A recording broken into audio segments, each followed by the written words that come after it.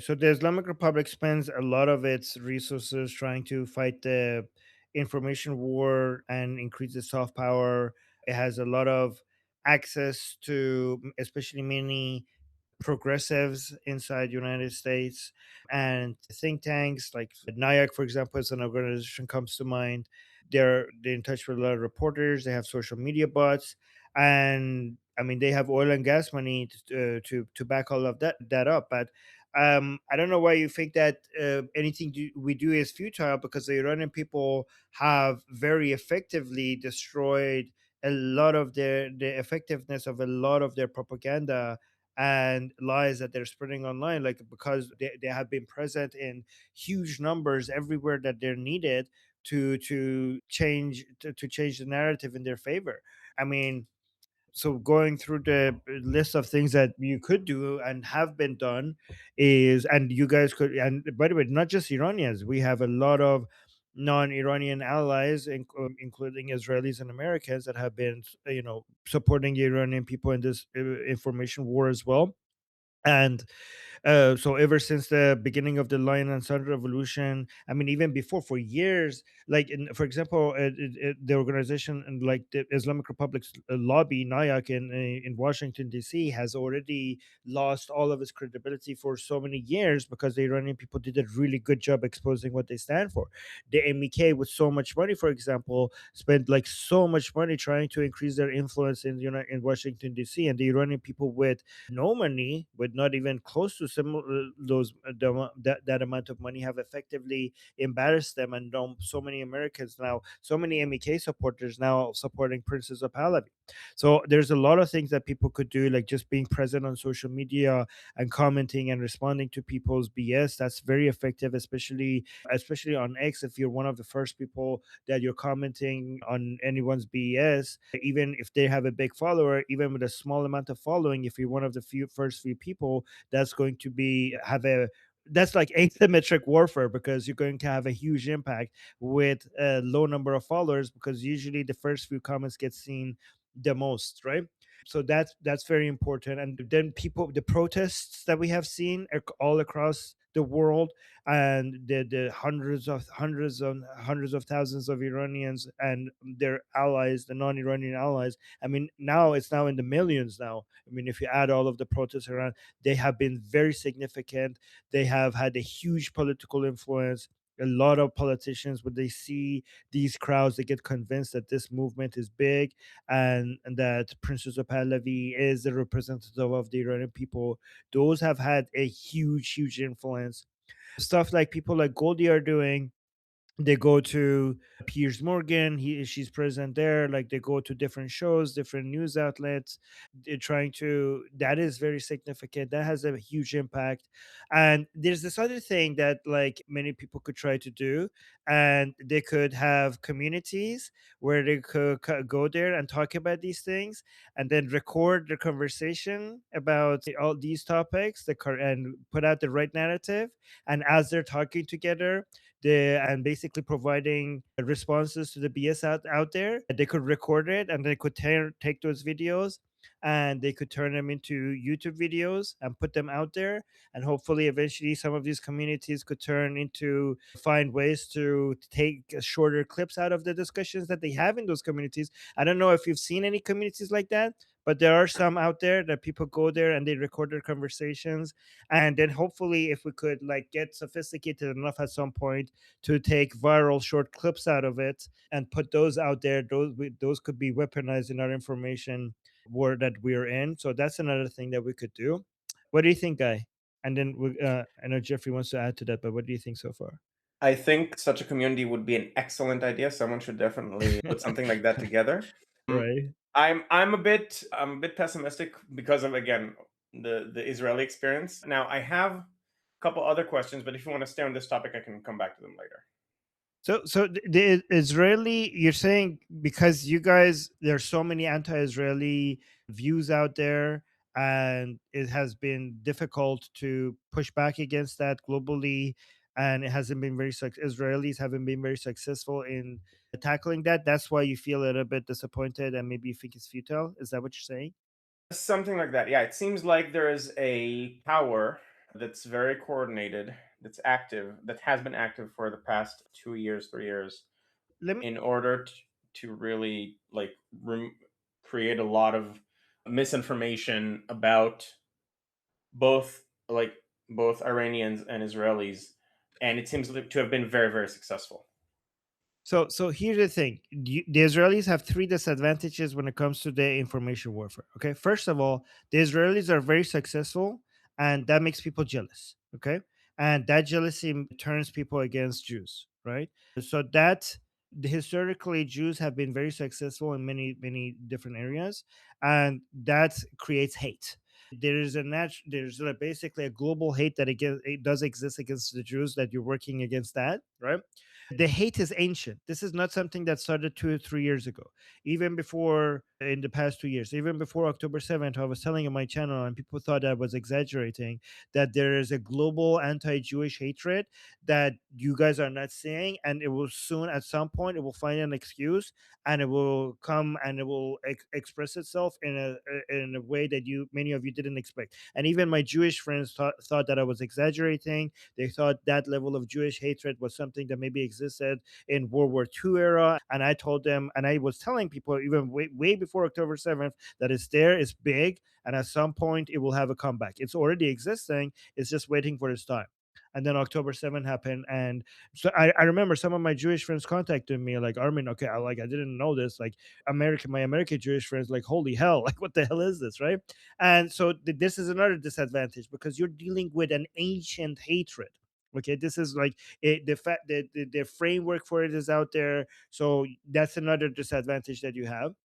Another disadvantage that you have is that the numbers, right? So we have, I don't know how many Jews around the world, but hopefully once Iran is 15 free, million. we could get 15 million as a whole. So I hope once Iran is free, we could add 90 million allies to our Jewish friends, and we could help with those low. So we could add 90 million Zionists to that 15 million Zionists, and we could get those numbers up when it comes to defending Israel. So that's something that maybe we could help with once we're free. Yeah. So Jeffrey, you wanted to add something to that? Yeah, real quick. So all good points.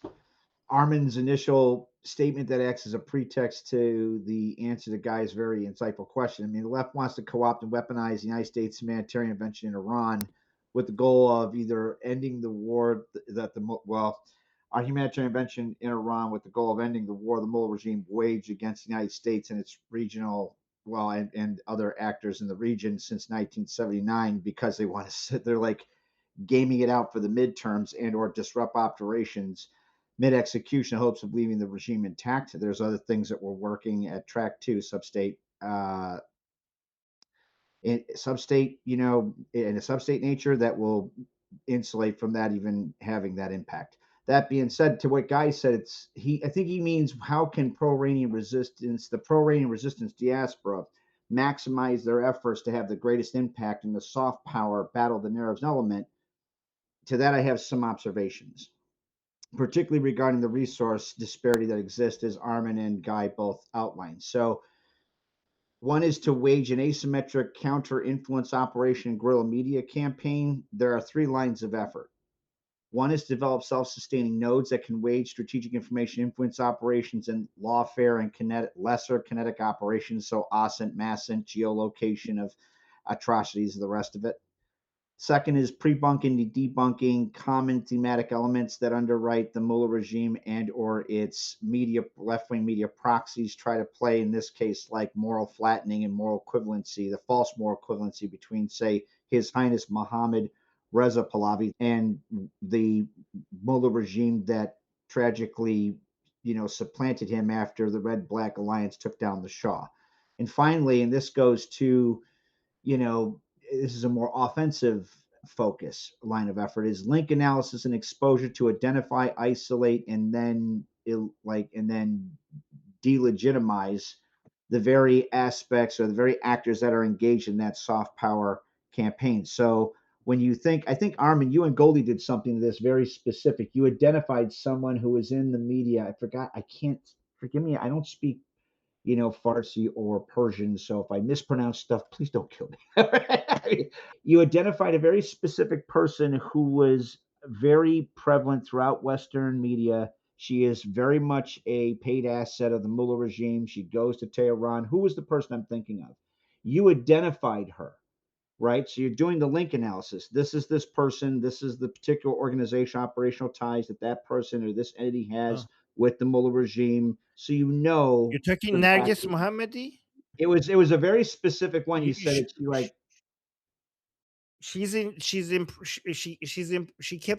she's kept in prison by the Islamic Republic. She's in touch with the outside every time the Islamic Republic needs her to talk to journalists outside. It's her husband that goes outside. I think he's it was talking a, it about was a the makeup person maybe it was somebody who who is went to very Iran and was heavily without hijab and walked around and I don't know. showed I'm walking around without a hijab in Iran. The so Pakistani. example aside. You're the point- talking about the Pakistani lady?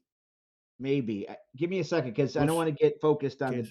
the minutia. Okay, I was let's just move using on. it as an Let's move on. example. Yeah. So it was a link analysis to determine to identify both these individuals, their organization operational ties to the Mullah regime, and that thereby you isolate them because you illustrate to everybody that they're paid shills, right?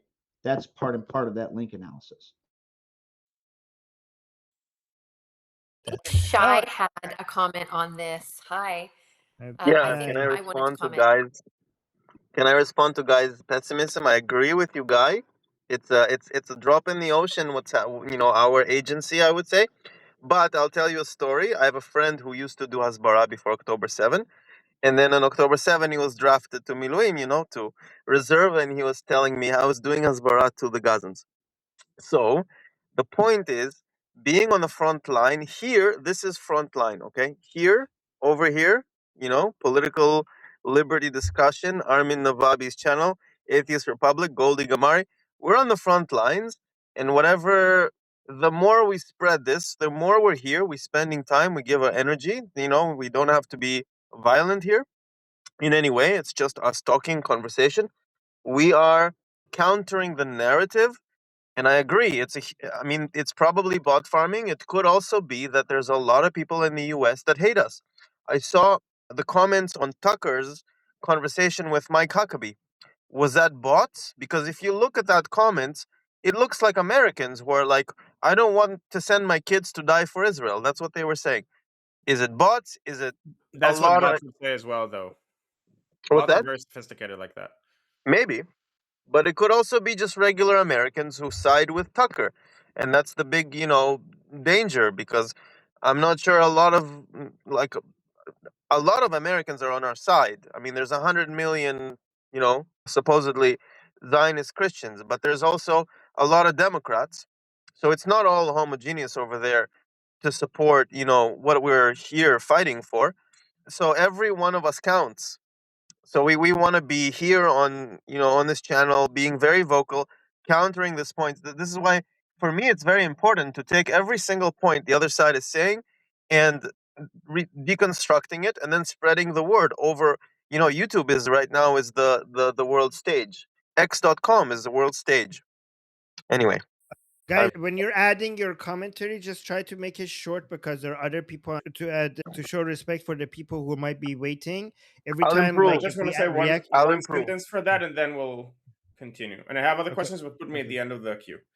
I agree, and that's actually why. And I sent Armin this. I created with some friends like a curated list of hundreds and hundreds of clips and articles and deep dives about both like Qatari influence, Islamic regime, and also the war in Gaza. And I think it could be a useful tool also to update, like add more things to it, and if everyone has access to it, can be a good place to find resources and list. Okay, I need this clip. Here's it's convenient to get it from there and just post it. yeah, okay. Where did you send that to me? On school? No, on Telegram and email. In the last conversation we Okay. talked about. Okay. I will look for it. Okay. All right. Okay, next up we have Amy. Hi, can you hear me? Yes. Okay. And I want to make sure that Jeffrey's here too, because this is going to be touching on everything that we've talked about so far. Plus, I'm going to talk about the State of the Union address the other night. I do believe, I don't know if it was, I think Shai was talking about that we are on the front lines, and I agree with that. That us being here in this informational war is us being on the front lines and coming from each individual place on the globe, because we all get to come here, at least for me, I get to see all of these different and hear these different experiences and perspectives that I didn't get before. I'm not military, I'm just regular, American. Um, my every day I get up and I live my life, but I watch the American news and I watch world news, and I post stuff on social media, and I know that it's only seen by a handful of people, but those people are listening. And I try to post things in a way that is easily digestible. Now, when I said the other night that I was really looking forward to the State of the Union address with popcorn and I just couldn't wait, I knew that it was going to be a big deal here in the United States because Donald is a master at media. And when I tell you that I didn't realize, because I was actually watching it on Tusi's stream. I watched the State of the Union through Tusi's stream. And so I only saw what I saw on Tusi's stream. I could hear people screaming in the background, but I didn't know what it was because I don't know if other channels were covering it, like CNN or whatever were, you know, changing camera shots and stuff like that. I just got to see the president and I got to see him talk over the screaming that was happening in the chambers. And I knew that there would be people with signs and making a ruckus and trying to get on the news and trying to create chaos and division and stuff to put on ABC, CBS, NBC. I want to know if Jeffrey also agrees with this. Here's my question.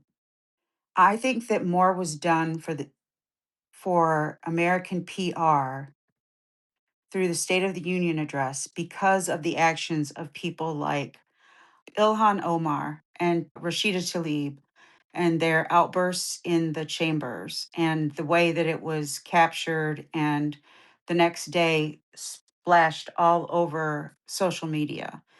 I want to know if Jeffrey, that's my question is, Jeffrey, I feel like this was a master class in media manipulation. Am I right? That's my question.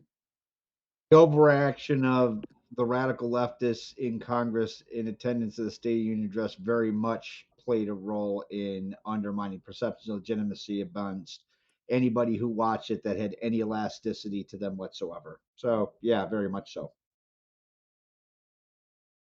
Thank you, Amy. Okay, thank you. Shauna, you are up next. Can everybody hear me? Okay, Yes. perfect.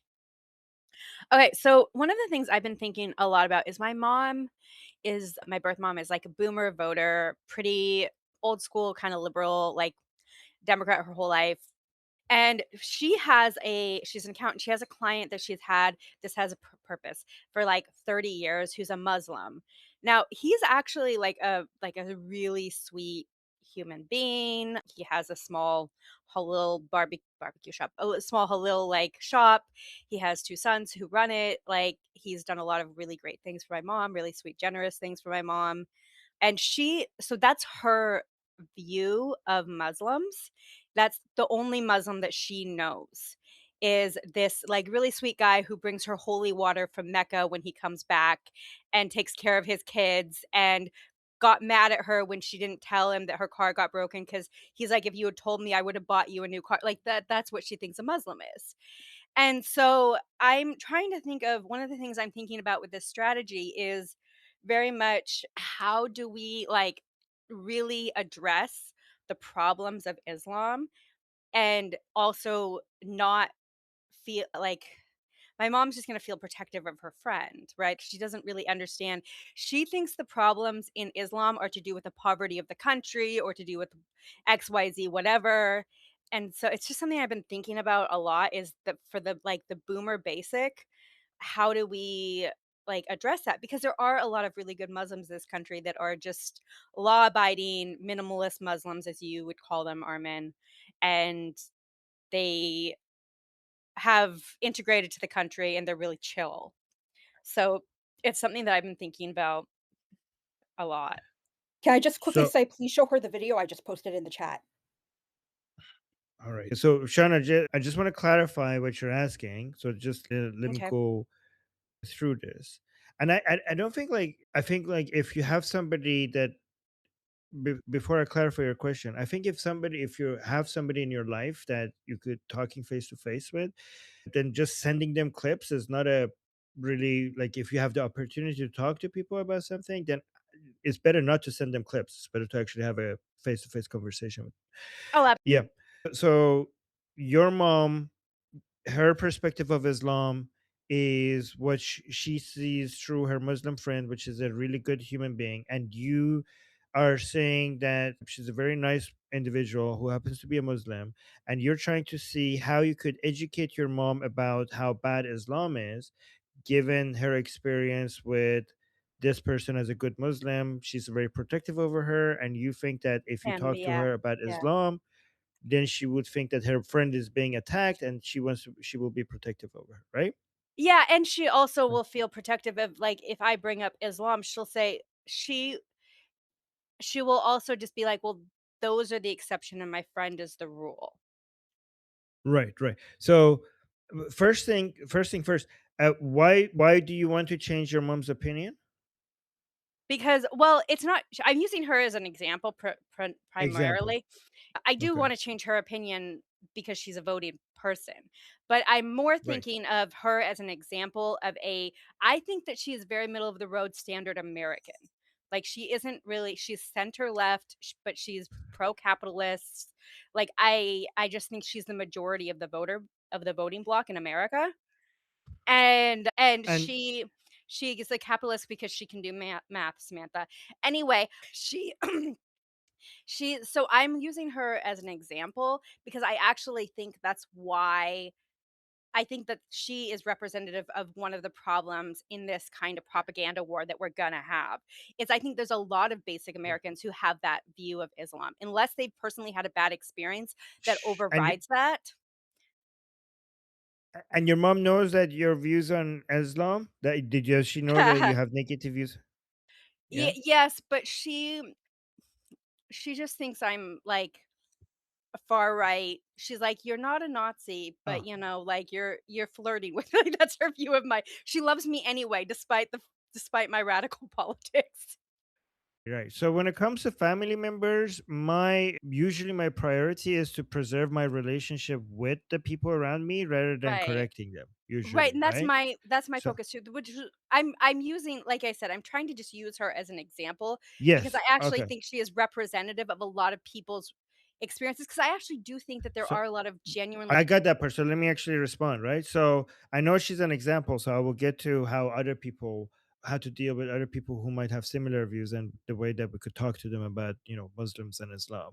When it comes to people who I care regarding how they view me, I will like when it comes to because I mean, I want my mom to think that I'm a good person, right? Like it's very like it would be a high priority to me. So if my mom thinks that I'm like anti-Muslim, I would have to correct that first before I teach them anything about Islam, right? So I would basically focus I'll talk about your mom and then I'll talk to like how I would do it. By the way, everyone is different, so I mean everybody knows so much detail about their personal lives. So my suggestion might apply to me and not to you, right? So I just have to first mention that. But if my mom thought that I have dangerous views that is not kind, because it would be devastating if my mom thinks that I'm not a kind person, right?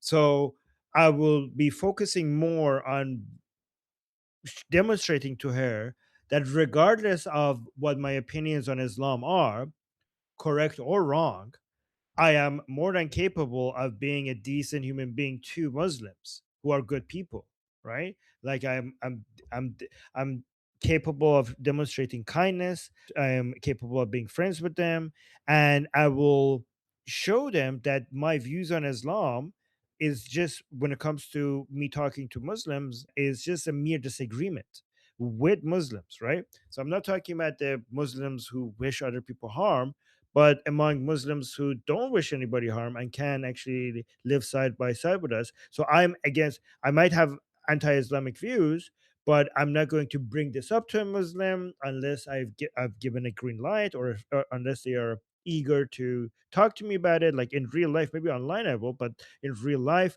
I am an individual that demonstrates kindness and sympathy and gets along with people. Any person who disagrees with you on anything, not just Islam, right?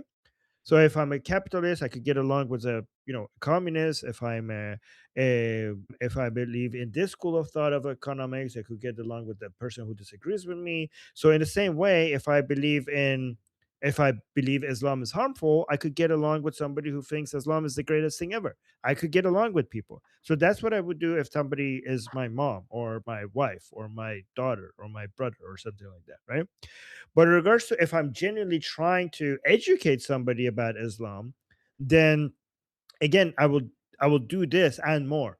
I will first demonstrate that this is not an anti-Muslim. It would be good if you have Muslim friends, right? Like if you have Muslim friends, that would be very easily demonstrable. That look, I'm anti-Islam, but I have Muslim friends, and there's nothing radical about being anti-Islamic. Even if Islam is good and I'm wrong, being anti-Islam is just disagreeing with it because I think this is what it stands for, right? And then also, then once we move past that, then the best way to demonstrate how Islam and Muslims are different, at least from my perspective, is to explain that to me, even if every single Muslim in the world was the best human being ever, okay, so forget Islam. This is what I would say. Imagine if there was a book that said, go into the land and rape and murder everyone that you can. That was the main commandment of this book. Okay. And there were, I don't know, a million people that said that this is their book. They believe in it. And this is a message from their God. And everything in this book is true. And then at the same time, they didn't do that. They didn't kill anybody, not a single one of them. Like there has a million people who claim that they love this book and they follow it, and this is the word of God. And every single person that says that, they don't kill anybody, they rape. This is hypothetical because that's not reality. Obviously, and as many Muslims do follow Islam, and this is why we have ISIS and Al Qaeda, and we have like the Islamic Republic and Taliban and all of that. But I'm just giving an extreme situation just to make people understand this. In this hypothetical situation, if all of these 1 million people who said they believe in this book, they were all of them the most decent person ever. If I come and tell you that, okay, this book is shit, this book is garbage, do you think that I'm denying how good and decent these 1 million people are? For some reason, it seems like they haven't not read it, they haven't taken seriously, or they misunderstand it. For whatever reason, even though this book is teaching you garbage, a garbage moral system, these people are not following. So my judgment when I say Islam is garbage, is violent, is anti-human, I'm not judging every single individual Muslim. All I'm judging is I'm reading the Quran and I'm reading the Hadith, and I'm basically understanding it not just as it seems to. I'm not just judging it based on what it seems to be saying. I'm judging it based on 1400 years of Islamic scholarships, people who have Arabic was their native tongue, and they spent their entire life basically interpreting the Quran and the Hadith. For about 1400 years, the interpretation that seems to be the direct message of the Quran has been consistent with regards to this is a religion that teaches you that you can't rape children, that you can capture women in war as sex slaves, right? That you should be killing dogs if they're black, and dogs are impure and you should be away from you should stay away from them, that you should be beating up your wife if she's not being obedient to you, if you fear disobedience from her, as long as you try two other steps. Like these are not, if you read the Quran and Hadith, there is no interpretation that could save this. And even if you think there is, then why is it that people who spoke Arabic and it was their job to interpret the Quran and Hadith, this was the consistent interpretation of these books for 1400 years, and only now in modern times where we have where with the Western moral system has now dominated the planet, only now do we come up with new interpretation that seems to suggest that maybe these verses meant something else. So when I'm judging Islam, I'm not judging people, I'm judging the books, I'm judging the source material. That's what I'm doing. This is what I would explain to people, and I would try to separate this. And I also suggest that, to me, Muslims are the victims of Islam. So I don't hate Muslims, I consider them as victims. So how could, if I hate cancer, nobody will come and tell me like, what the hell, Armin, my friend is my friend is a cancer patient, what do you have against my friend? Like, what the hell, what are you talking about? Like, obviously hating cancer is not the same as hating the cancer patient. So for us, if we're anti-Islam, well, Muslims are the victims of Islam. So that does not translate to hating Muslims. This is another example that I would use. So I don't know if any of that is any good, Shona. What do you think? I mean, some of it is step one is easy because I've been very, very friendly with her friend who's Muslim, and I've, Right. said positive things. So that's not that step one's complete. Right. So that's good. I'm thinking more in a, I guess what I didn't kind of define well enough because I was trying to set up this example is in a mass media environment where people like my mother are going to be getting feedback. If all I have from that experience is my friend, my neighbor, my colleague, whatever, is this really kind, sweet, generous person, then I might feel instinctually protective. And I say this especially as somebody because I'm Mormon. There is, and she's also Mormon, there's going to be an instinct to protect religious minorities, whether or not that's rational. That's going to be the baseline instinct. Right. So that is another factor So in all of that. so I don't know if this helps, but by trying to protect Muslims from anti-Islamic views, we're actually hurting them, right? I agree. So yes, because the level of, there's something called desensitization, and we're basically treating them like, I think this is what I would say. I think like it's insulting to Muslims to try to protect them from hearing opposing views, right? It's you basically treating them as these little snowflakes who can't handle disagreement, and I think that's insulting to Muslims, right? And I feel like I would say like, wow, I have actually more respect for Muslims than you, because I actually think that Muslims could handle somebody disagreeing with their religion. Are you telling me, like, are you being protective? Like, do you really think that Muslims are that pathetically weak that we need to basically like hold their ears for them to all of a sudden not hear anybody having a view against Islam? Like, why don't we do that with other people? We don't do that with Christians and Jews. Like, we do that with Islam. Like, are we like we have such a low view? That's Yeah. only going to work for atheists. I'm sorry to like interrupt. That's only going to work for atheists because for That has religious worked with people, Muslims. No, I have talked to Muslims, and Muslims were convinced by them. When I tell a Muslim that I think that they're tough enough, they have a thick enough skin to be able to handle my disagreements, more Muslims have been receptive of my disagreements with Islam by telling them that. So okay, this has worked with Muslims for me. Yeah. okay, Okay, Sean, can I come in? I'm sorry. Like this shows, like, when I say that to a Muslim, they feel like, well, if they're sensitive, like if they don't listen, if they are not tolerant, they're basically demonstrating weakness, right? So it's a compliment, but it's also a challenge. When you frame it like that, then you would basically make them want to prove that, yeah, okay, yeah, I can accept criticism. So it comes off as a challenge and a compliment at the same time. Okay.